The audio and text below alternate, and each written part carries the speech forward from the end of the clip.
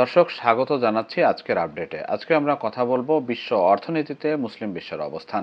আপনারা জানেন যে বিশ্বের জাতিসংঘ সদস্যভুক্ত দেশই আছে প্রায় 194টা।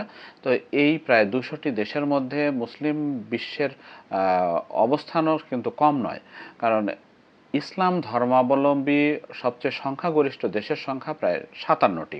তো এই দেশগুলোর মধ্যে মানে কোন কোন দেশের অবস্থান বিশ্ব অর্থনীতিতে বেশ উপরের দিকে, এ বিষয়ে আজকে আমরা আলোকপাত করব।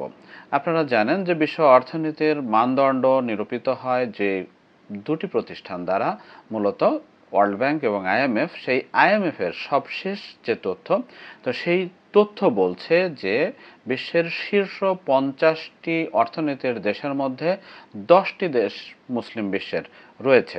তো এই 10টি দেশ যে তালিকা, সেই তালিকায় প্রথমে রয়েছে তুরস্ক।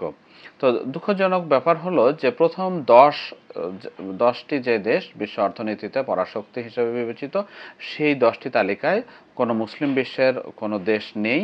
তুরস্কের অবস্থান হচ্ছে 16তম। $1.56 ট্রিলিয়ন অর্থনীতি নিয়ে মুসলিম বিশ্বের মধ্যে প্রথম স্থানে আছে তুরস্ক। আর এরপরেই আছে 17তম স্থানে হচ্ছে ইন্দোনেশিয়া। ইন্দোনেশিয়ার অর্থনীতির পরিমাণ হচ্ছে $1.44 ট্রিলিয়ন। আমরা স্বভাবতই অনেকে কৌতূহলী যে বিপুল সংখ্যক তেল মজুদ, মানে বিশ্বের সবচেয়ে বেশি তেল মজুদ যেই দেশে রয়েছে, সেই সৌদি আরবের অবস্থানটা আসলে কোথায়। তা আমরা 19 নম্বরে বিশ্ব অর্থনীতির তালিকায় মুসলিম বিশ্বের তৃতীয় অবস্থান এবং বিশ্ব অর্থনীতিতে 19তম স্থানে রয়েছে সেই সৌদি আরব। সৌদি আরবের অর্থনীতির আকার হচ্ছে $1.26 ট্রিলিয়ন। এরপরই রয়েছে 29 নম্বরে সংযুক্ত আরব আমিরাত ইউএই এর অবস্থান। তাদের অর্থনীতির আকার ট্রিলিয়নের চেয়ে কম, $569 বিলিয়ন। আর সবচেয়ে বেশ মানে গর্বের বিষয় সেটি হলো যে বাংলাদেশের অবস্থান।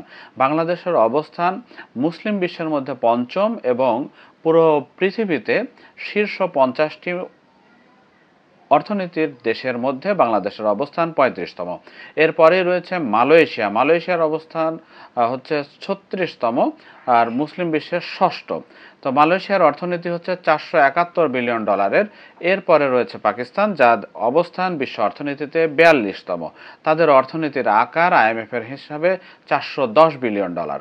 আর পাকিস্তানের পরে 44তম বিশ্ব অর্থনীতির দেশ হচ্ছে ইরান। আমরা জানি যে মানে তুমুল নিষেধাজ্ঞার কবলে বিধ্বস্ত পর্যুদস্ত একটি দেশ ইরান। তার বিশ্ব অর্থনীতিতে তার অবস্থান করে নেয়ার মতো মানে কোনো ধরনের সামর্থ্য রাখা হয়নি। আসলে সামর্থ্য ইরানের আছে, কিন্তু মানে তাকে এমনভাবে পশ্চিমা দেশ, যুক্তরাষ্ট্র তার মিত্রবাহিনী নিষেধাজ্ঞা দিয়ে রেখেছে, তাদের সাথে বিশ্বের আর কোনো দেশ বাণিজ্যিক লেনদেন অত্যন্ত মানে অসম্ভবের কাছাকাছি একটা ব্যাপার।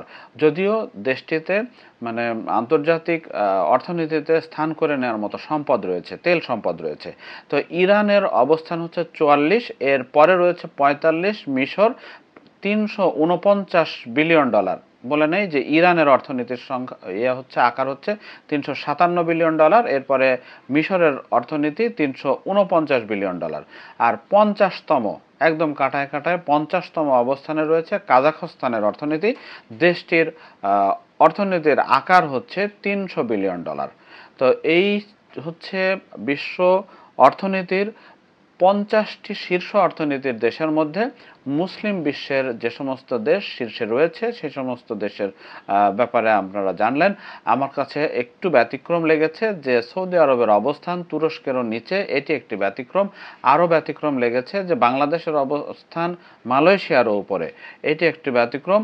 পাকিস্তানের উপরে এটা স্বাভাবিক, মানে আমার কাছে এটি প্রত্যাশিত, কিন্তু মানে মালয়েশিয়ারও উপরে বাংলাদেশের অর্থনীতি, এইটি আমার কাছে একটি ব্যতিক্রম লেগেছে। বাংলা যদিও অবস্থান খুবই কাছাকাছি, বিশ্ব অর্থনীতিতে 35 এবং 36তম অর্থনীতির দেশ।